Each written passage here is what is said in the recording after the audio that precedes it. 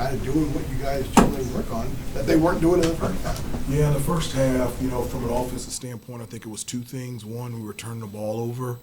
We had 10 turnovers, and I think they had 17 points off those turnovers. So it was almost like pick sixes for us. And then our offense, we were, one of the things that we talk about is 0.5 mentality. When you catch the ball, you either shoot it, you pass it, or drive it. Ball movement, player movement, change sides of the floor. That's not what we were doing in the first half. A lot of standing, a lot of holding, a lot of dribbling. And against a team like Kansas, with their length and their athleticism, they were switching everything, whether it was on the ball or off the ball. It just wasn't good offense for us. And so in the second half was the exact opposite. We always changed sides of the floor. We had great, ball and player movement. That allowed us to find lanes to be able to attack the basket. And in the second half, we were pretty good. Hubert, along those lines, maybe not X and O related, but what does it maybe tell you about this group, or what does it give you an idea about this group to be able to pull themselves out of some of those struggles from the first half and turn it completely around in the second half? No, yeah. One of the things that we talk about a lot is, the only thing that you have control over is how you react and how you respond. And that's one of the things I was really proud of them is, the things that we talked about at halftime, they immediately put it into action at the beginning of the second half. We said, look, if we would just take care of the basketball on the defensive end, just box out and rebound, we could be back in this game within 3 minutes. They call a timeout. It was 17 on the clock. It was a tie score. And it was guys, we're right there. Let's just continue to do that. So for a new team, a new group to respond that way, and it wasn't just one, it was the whole team. That was really, really encouraging. I'm very proud of them. Yeah, players made a point of mentioning that it was 23 years since Carolina had beaten Kansas, and they thought it was a motivating factor for her. Can you talk about that dynamic? A motivating factor for whom? For Carolina, that for the players, knowing that it had been 23 years since they beat Kansas, and they wanted to change. Some of them are not even 23 years old. They weren't even born yet. Yeah, I don't. And I told them this after the game. I didn't tell them before the game, but it was really the number one thing for me is I wanted this new team, this new group, to have evidence of what it's like to play in a game like this in the Smith Center and to come up big. I just wanted them to have a taste of what it's like to be here. And that's the thing. I won't remember the score, but I'll remember them jumping around in the locker room.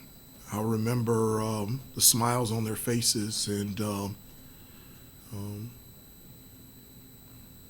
since I've been alive, we lost to Kansas in the 1991 Final Four my junior year. My first year as an assistant, we lost to Kansas, second round of the NCAA tournament. Obviously, we lost to them in the national championship game 4 years ago and lost to them last year. So it's nice to, against a storied program, an unbelievable coaching team, to be able to come out on the other side. Aaron, then Rod. I'm curious what you thought about what Seth gave you, not just pushing tempo, but Bill Self said that he thought he was terrific in really chasing after Peterson and making him work for his shots. Yeah, we did. We changed something up defensively, something that we normally haven't done. A lot of times we do switching on the ball and off the ball. And in this game, a lot of times we stayed with our guy. We played traditional ball screen coverage with our 5, but 1 through 4, it was your guy. And that was intentional because we just wanted,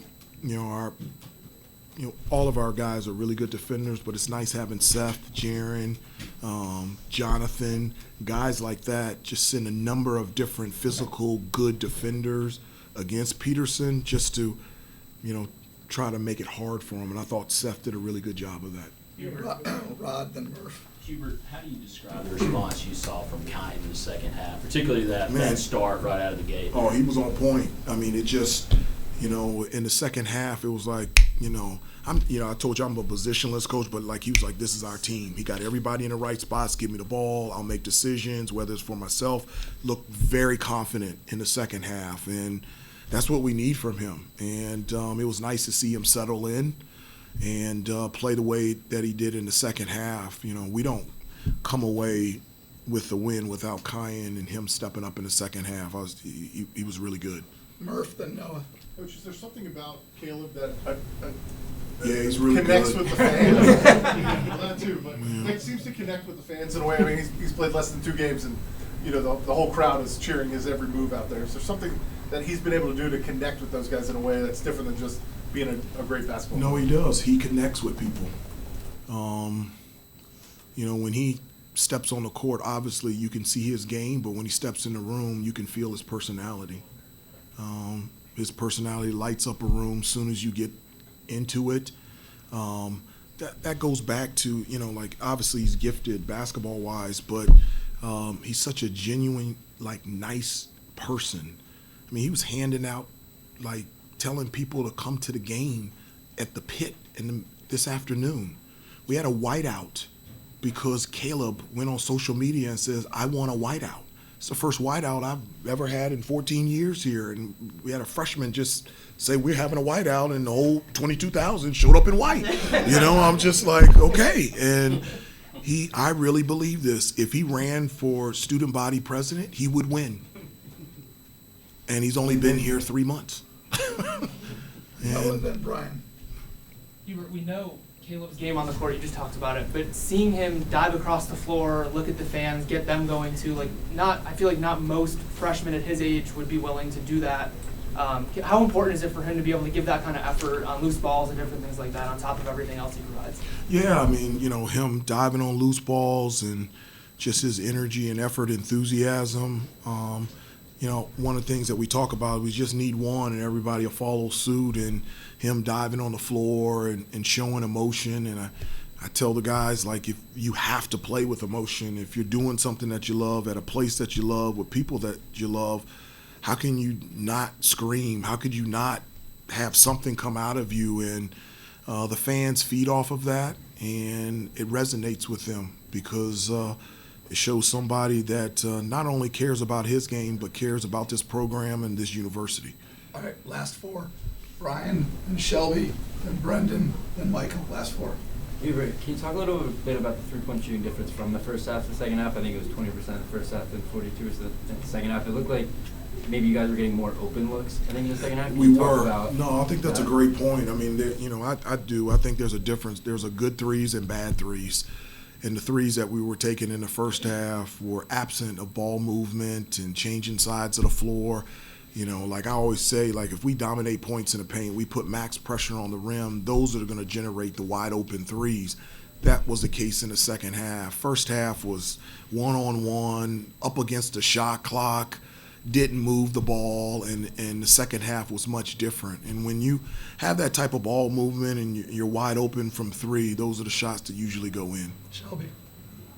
I mean, you talked about just how happy you were for the players to experience a game like this. I know that, in your first year here as head coach, you would kind of pose the idea to Clint there about, hey, I want to do a home and home with Kansas. Just tell me about what this moment's, meant to you as a coach to be able to experience such a historic matchup and to play like they did in this game. Yeah, just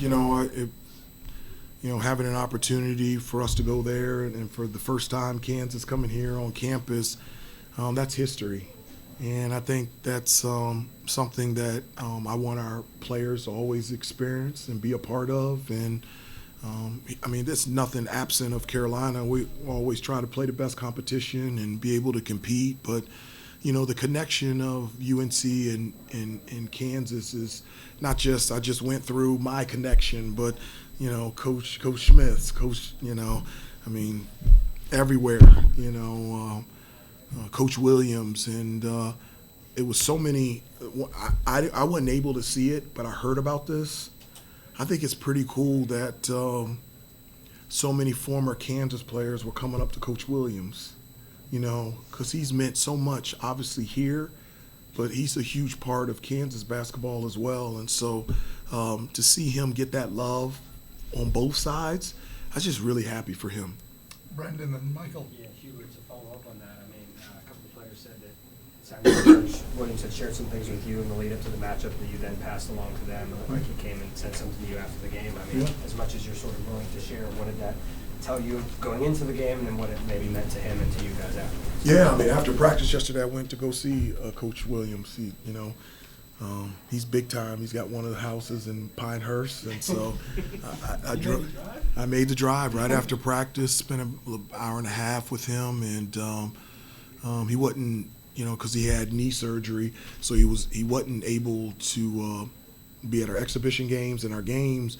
And Coach wants to be at everything, and so I said after practice, I'm just going to go down and see him. So it was great being able just to spend time with him. He had a list of preparation for the game. He went through every guy on the team. How's Henry doing? How's Caleb doing? And he went through, and I shared it with the team, and I said, guys, I know Coach enjoys, retirement and spending time with his grandchildren, but you could just see if he could just have one more time to be in that locker room. And I told him, I said it was really, I thought about it all last night because I have a chance to be in that locker room. And then I talked to the guys because we always, as coaches, we always tell them we wish we could put on the uniform and run out of that tunnel. And I told the guys, but I guess what? You can. And I went through everybody. I said, what you gonna do with it? And Henry said something at the end that I can't repeat. And I said, okay, let's go. And so it was good. Last one, Michael. Hubert, speaking of Henry, he leads you guys in minutes. Felt like he hardly came out in the second half. Would you take him out? You kind of had a herky-jerky start with the turnovers in the first half, but felt like he really settled in, was really steady for you guys in the second half particularly. What was making him so effective tonight? Yeah, he's really gifted. Didn't turn the ball over in the second half. He was really good protecting the basket in the paint, rebounding the basketball. I think, what is he? Well, he had 4 rebounds. I think he only had 1 in the first half. So, but he can pass, he can shoot, he can finish around the basket. I don't even know how he did that reverse dunk. I liked it because it went in, but I don't know how he did that. But he just knows how to play, and he settled us in, along with Kyan, and I felt like everybody, the whole group, settled down and played better in the second half. Jaren, Luka, everybody, and it was a complete team effort. Thank you, Coach. All right, Thanks, thank you so everybody. much. Thank you. See you guys later. Thank you so much.